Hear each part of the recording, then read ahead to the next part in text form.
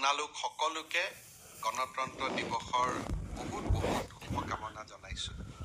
গণতন্ত্ৰ দিৱসৰ আৰম্ভণিৰ সন্ধিয়াটোতে অসমৰ কাৰণে এটা ভাল খবৰ আহিলে।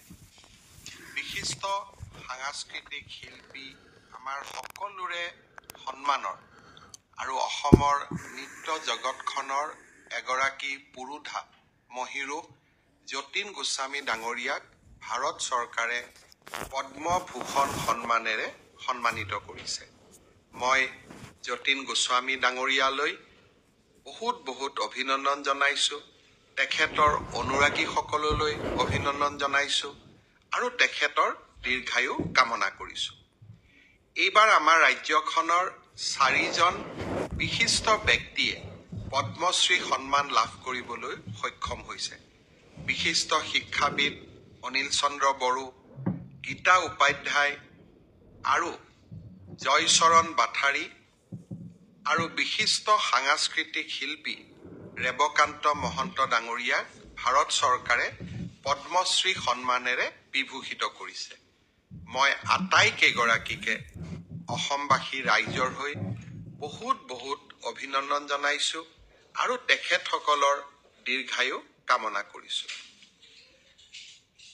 আজি মই এক প্ৰকাৰ ক'ব গ'লে ৰাতিপুৱা বিদেশৰ পৰা আহি নতুন দিল্লী আৰু নতুন দিল্লীৰ পৰা পোনে আহি ডিব্ৰুগড়ত উপস্থিত হৈছোঁ।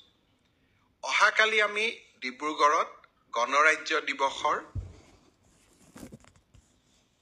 এক নতুন স্বৰূপেৰে ডিব্ৰুগড়ত গণৰাজ্য দিৱস আমি পালন কৰিম। প্ৰথমবাৰৰ বাবে অসমৰ মুখ্যমন্ত্ৰী এজনে ডিব্ৰুগড়ত তিৰংগ পতাকা উদ্বোধন কৰিব আৰু গুৱাহাটীত অনুষ্ঠিত কেন্দ্ৰীয় কাৰ্যসূচীত অসমৰ মহামান্য ৰাজ্যপাল শ্ৰী লক্ষ্মণ প্ৰসাদ আচাৰ্য ডাঙৰীয়াই ৰাষ্ট্ৰীয় পতাকা উত্তোলন কৰিব। ডিব্ৰুগড়ক অসমৰ দ্বিতীয় ৰাজধানী হিচাপে আমি নিৰ্মাণ কৰাৰ এক ক্ষুদ্ৰ প্ৰয়াস কিছুদিন আগতে আৰম্ভ কৰিছিলোঁ। ডিব্ৰুগড়ত আমি মুখ্যমন্ত্ৰীৰ এটা কাৰ্যালয় স্থাপন কৰিছিলোঁ আৰু এই কাৰ্যালয়টোত প্ৰতি মাহে অতি কমেও 3 দিন মই যাতে বহিব পাৰোঁ, ৰাইজৰ লগত কথা পাতিব পাৰোঁ, বিভিন্ন সমষ্টিৰ উন্নয়নৰ কথা পাতিব পাৰোঁ, তাৰ বাবে ব্যৱস্থা আৰম্ভ কৰিছিলোঁ।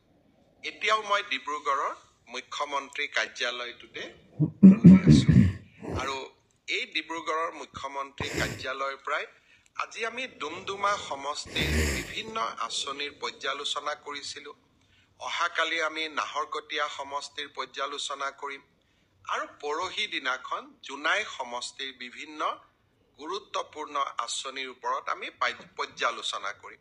অৰ্থাৎ এতিয়া প্ৰতি মাহত 3 দিনকৈ মুখ্যমন্ত্ৰীজন ডিব্ৰুগড়ত বহাৰ পৰম্পৰা আমি যি আৰম্ভ কৰাৰ কথা কৈছিলোঁ তাক আমি বাস্তৱত ৰূপায়ণ কৰাৰ প্ৰয়াস আৰু প্ৰচেষ্টা কৰিছোঁ। আপোনালোক সকলোৱে ইতিমধ্যে অকণমান হ'লেও অৱগত যে যোৱা 19 তাৰিখে মই দক্ষিণ কোৰিয়া আৰু জাপানলৈ গৈছিলোঁ। বহুতে মোক আজি ৰাতিপুৱাৰ পৰা সুধি আছে কেইবাখনো ধুনীয়া দক্ষিণ কোৰিয়া আৰু জাপানৰ পৰ্যটকস্থলীৰ নাম মোক দি সুধিছে যে মামা দাদা আপুনি এইখিনি জেগালৈ বা এইখিনি স্থান চালে নে নাই। দৰাচলতে যদিও কেইবাদিনো 2 দিন কোৰিয়া 2 দিন জাপানত থাকিলোঁ, জাপান আৰু কোৰিয়া চোৱাৰ মোৰ সৌভাগ্য নহ'ল। কাৰণ কাৰ্যসূচীৰ ব্যস্ততাই ইমানেই আছিলে। ইণ্ডিয়ান এম্বেচি আৰু থকা হোটেলখনৰ বাহিৰত মাত্ৰ এটা জেগাতে যাব পাৰিলোঁ। সেইটো হ'ল হিৰোশ্বিমাত যি পৰমাণু বোমৰ আক্ৰমণ হৈছিল আৰু সেই আক্ৰমণত নিহতসকলৰ স্মৃতিত যি সমাধিস্থল বনোৱা হৈছে তালৈকে অলপ সময় উলিয়াই মই যোৱাৰ অলপ সময় উলিয়াই লৈছিলোঁ আৰু তাক বাদ দি জাপানখনো কেনেকুৱা, দক্ষিণ কোৰিয়াখনো কেনেকুৱা তাক চোৱাৰ সৌভাগ্য নহ'লগৈ। কিয়নো এই কেইটামান দিনৰ ভিতৰতে আমি চাউথ কোৰিয়া আৰু জাপান এই 2খন দেশত 200জনতকৈও অধিক উদ্যোগ জগতৰ লগত জড়িত বিভিন্ন উচ্চ খাপৰ উদ্যোগপতিসকলক লগ কৰিলোঁ 41খন মিটিং আমি সকলোৱে লগ হৈ কৰিলোঁ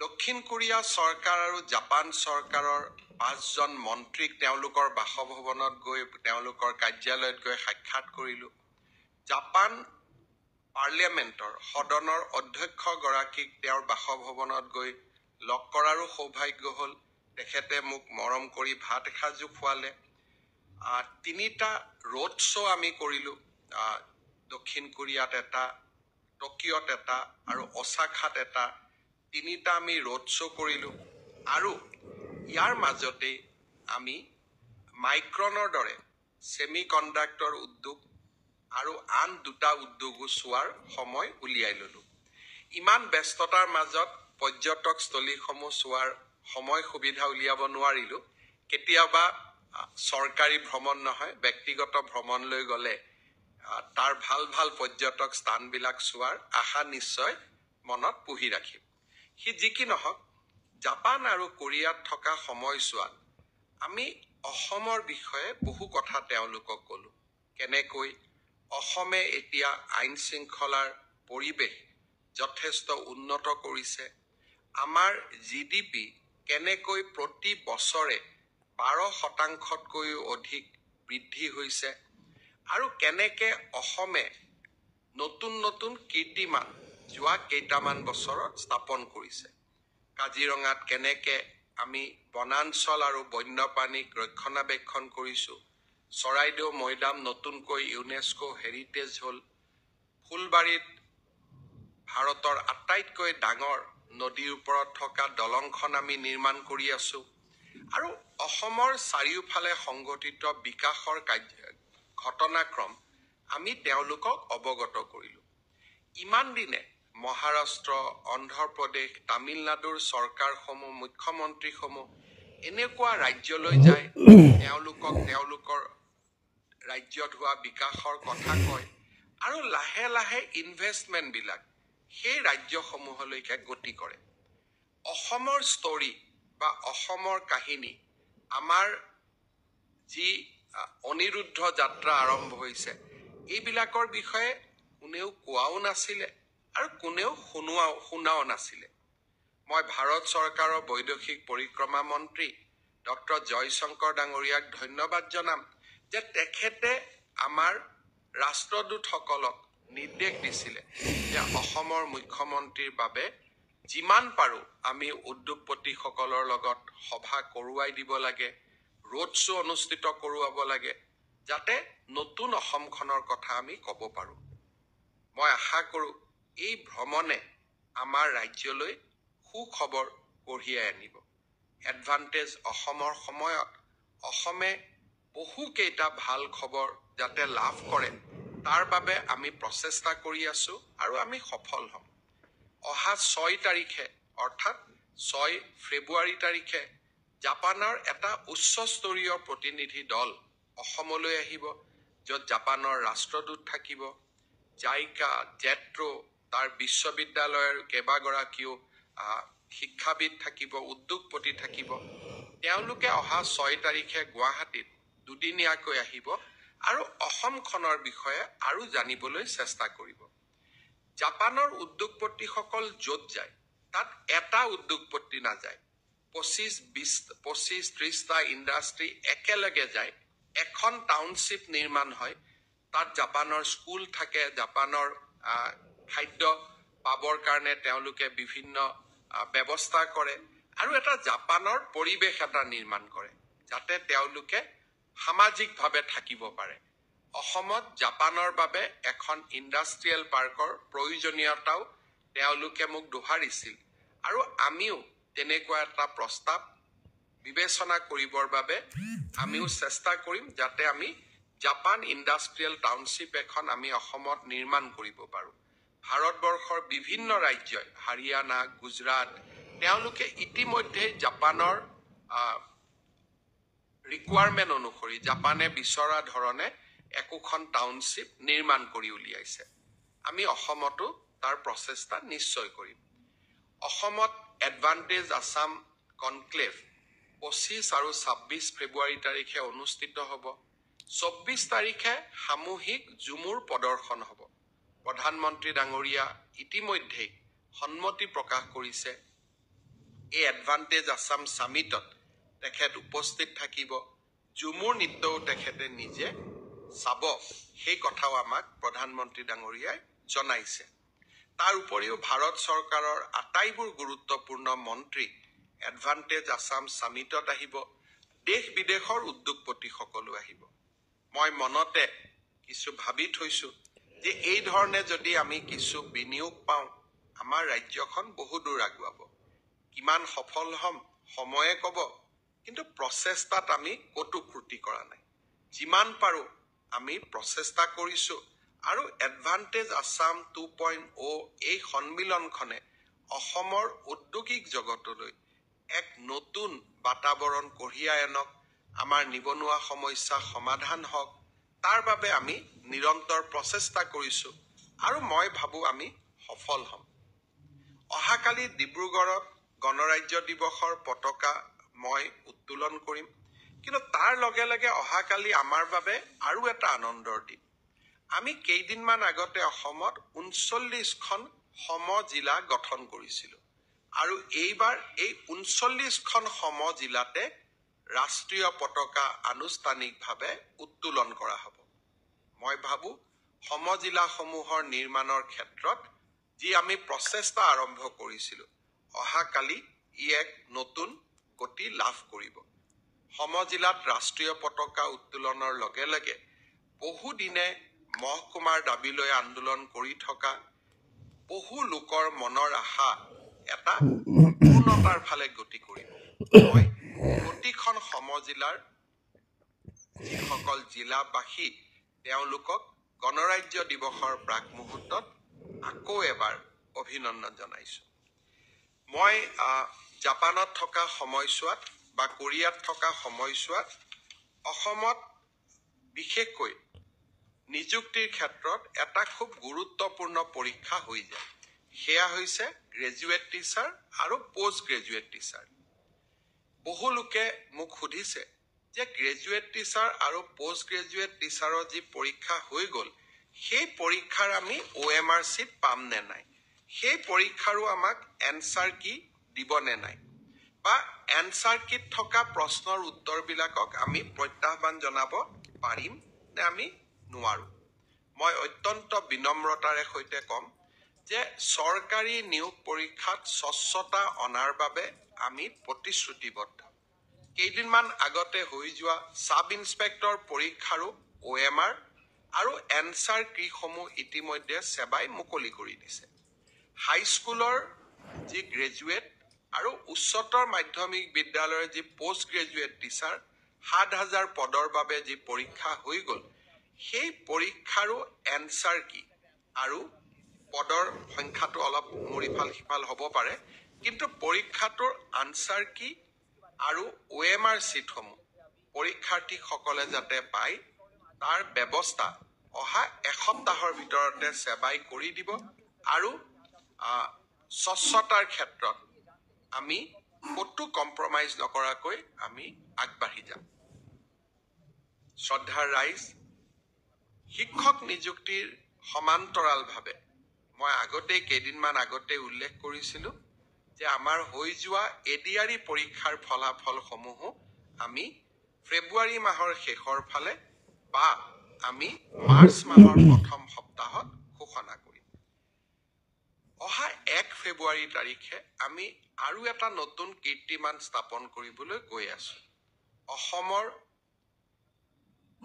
মেডিকেল কলেজসমূহ প্ৰতিখন জিলাতে যাতে একোখনকৈ মেডিকেল কলেজ হয়, তাৰ বাবে আমি নিৰন্তৰ প্ৰচেষ্টা আগবঢ়াই গৈ আছিলোঁ।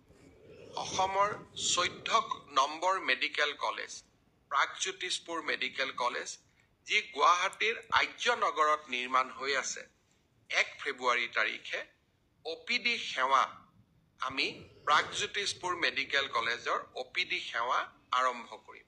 অৰ্থাৎ এই বছৰতে অসমৰ আন এখন মেডিকেল কলেজে আত্মপ্ৰকাশ কৰিব।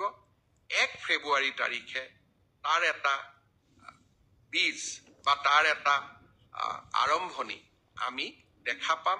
OPD সেৱা সাধাৰণ ৰাইজৰ বাবে 1 ফেব্ৰুৱাৰী দিনাখন আমি মুকলি কৰি দিম।